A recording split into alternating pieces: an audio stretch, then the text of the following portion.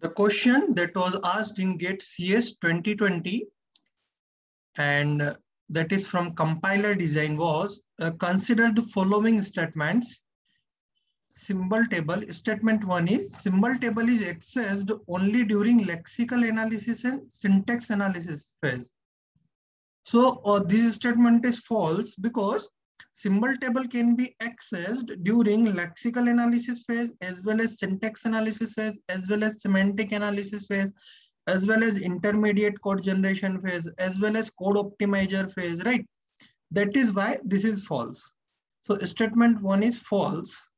Statement 2, compilers for programming languages that support recursion necessarily need heap storage memory allocation in the runtime environment.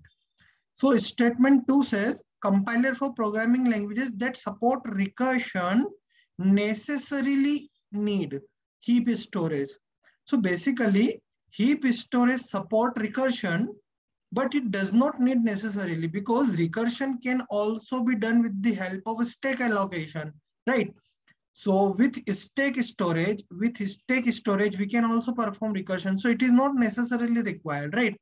So statement 2 is also false. And statement 3 is errors violating the condition, any variable must be declared before its use are detected during syntax analysis phase.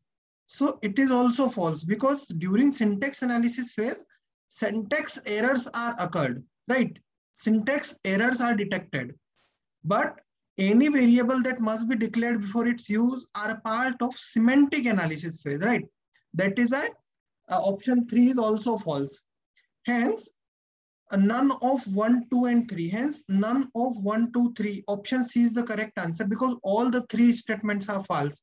That is why option C is the correct answer, guys. I hope it is clear to everyone.